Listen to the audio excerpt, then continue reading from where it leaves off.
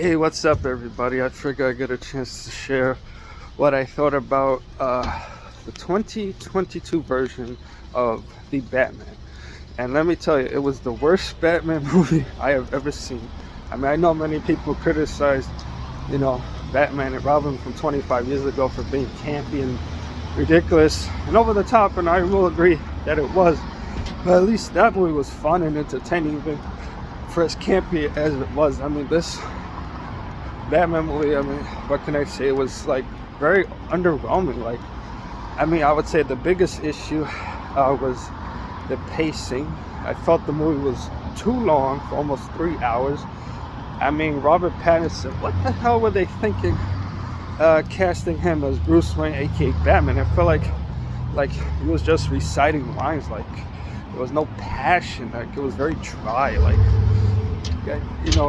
it's like his version of Bruce Wayne's almost like an introverted, learner, no longer having the womanizing bachelor side appeal that made, the previous versions at least, more entertaining. Even though, at the time I would have thought George Clooney was a terrible Bruce Wayne, but my God, at least he made his version of, Bruce Wayne charming and fun and, relatable.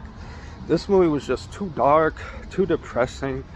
It felt like I already told the similar story of Gotham's corruption in Batman Begins, which I thought told the story much, much better. And the Riddler reveal was like, what the fuck? That shit was so bad.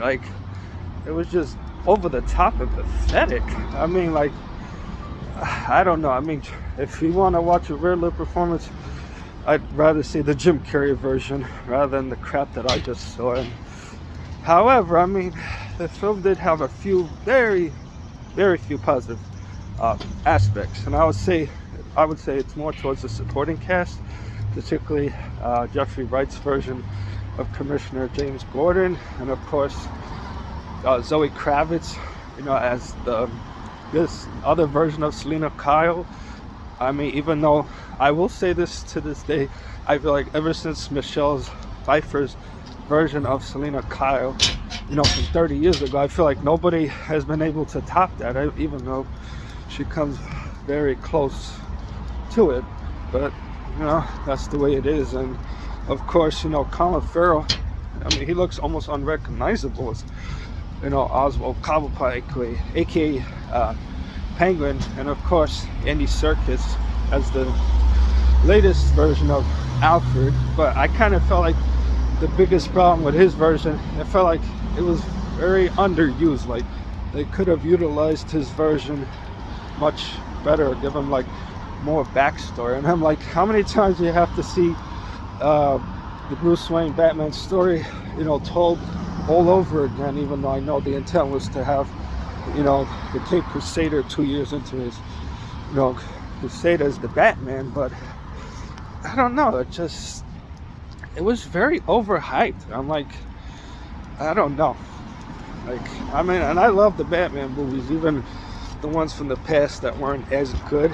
But I don't know, I would just say skip this one and they should have just, given Ben Affleck the solo movie that he deserved.